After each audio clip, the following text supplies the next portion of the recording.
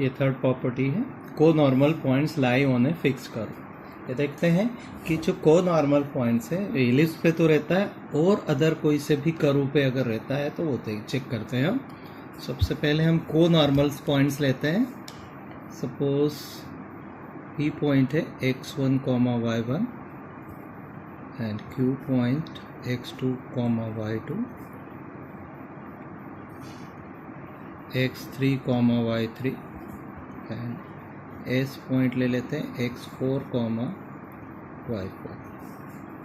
ये पॉइंट है और ये किसी एक से कंकरेंट रहते हैं, तो एक पॉइंट से ही ये बने हैं। तो वो पॉइंट अगर हमने T पॉइंट ले लिया और H, K है तो हम देखते हैं इसमें, देखें तो ये हमारा इलिप्स है।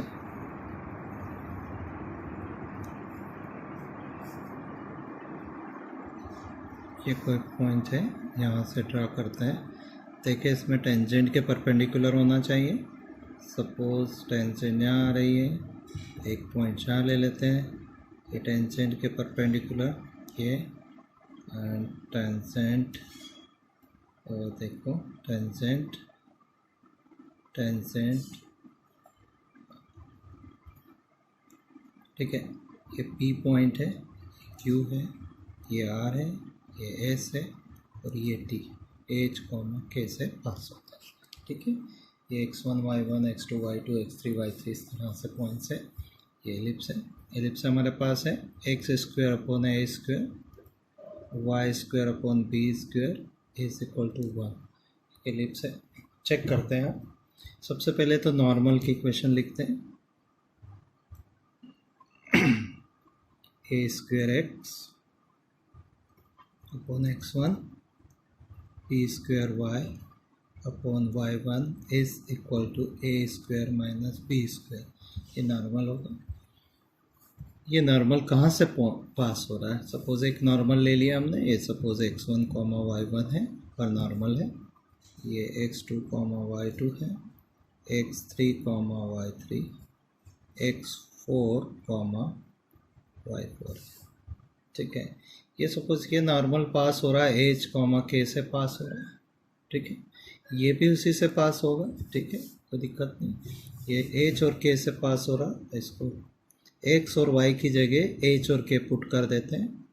h x1 minus b square k y1 is equal to a square minus b square. Simplify करते हैं इसको। देखें इसमें a square h x y1 b square k x1 is equal to a square minus b square x1 y1, ठीक है। उस side में लेके जाते हैं x square y a square minus b square x1 y1 plus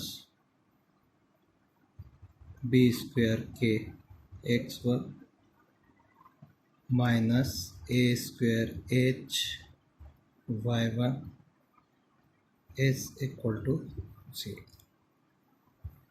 clear है? ये normal है, ये रिलेशन है। तो सिमिलरली अपन Q पॉइंट के लिए भी लिख सकते हैं। For points Q, R, S के लिए हम ले सकते हैं। देखिए इसमें Q के लिए a square minus b square x2 y2 b square k x2 a square h y2 is equal to 0। ये Q पॉइंट्स के लिए आ गया। Q R पॉइंट्स जो कि 3 है x3, y3 पर, जो normal a square minus b square x3 y3 b square k x3 a square h y3 is equal to 0।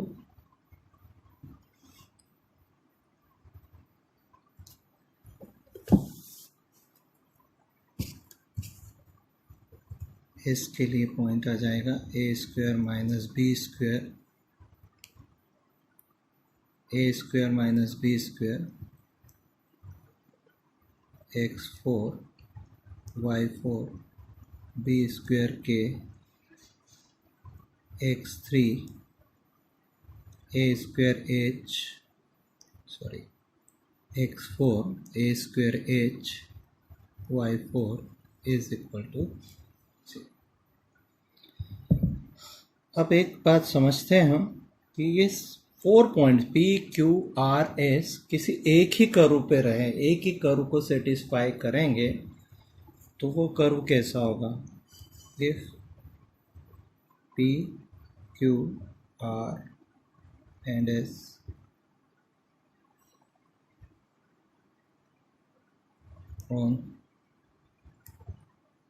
on the curve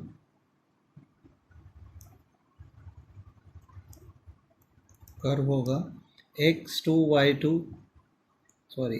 y1 x2 y2 और x3 y3 and x4 y4 की जगह x और y put कर देंगे हम, तो curve होगा a square minus B square xy plus B square के X minus A square H Y is equal to 0। ध्यान दें, इस कर्व ये curve P point, Q point, R और S पॉइंट को सेटिस्फाई करता है। ठीक है, अब एक्चुअल में ये जो कर्व है ये किसका है? ये एक्चुअल में ये curve hyperbola curve, rectangular hyperbola है, जिसको अपोलोनियन रेक्टेंगुलर हाइपरबोला कहते हैं, उसको सेटिस्फाई करता है। ठीक है, सिंपली इसको याद रख सकते हैं कि एक हाइपरबोला है, उसको सेटिस्फाई करता है। तो किस तरह से, थोड़ा सा समझें। तो एक्चुअल में ऐसा भी समझ सकते हैं कि जो ये रेक्टेंगुलर हाइपरबोला है ये वाला, और जो इलिप्स है, अगर इन दोनों का इंटरसेक्शन करते हैं तो ये P Q R S point आएंगे। ये समझे थोड़ा सा। देखो मैं बना रहा हूँ, ये हाइपरबोला बना रहा हूँ, ये इस तरह से, दूसरा देखें, ये इस तरह से ये हाइपरबोला है। अगर इन दोनों का इंटरसेक्शन करते हैं तो पी क्यू आर एस भी आ सकता है। या फिर अदर उसमें सोचते हैं कि ये जो कोनॉर्मल पॉइंट्स है, ये जो अपोलोनियन रेक्टेंगुलर हाइपरबोला पर भी फाइंड होते हैं, है ना। मतलब ये दोनों पे है, इलिप्स पे भी है और ये रेक्टेंगुलर हाइपरबोला पर भी ये पॉइंट रहेंगे। ओके।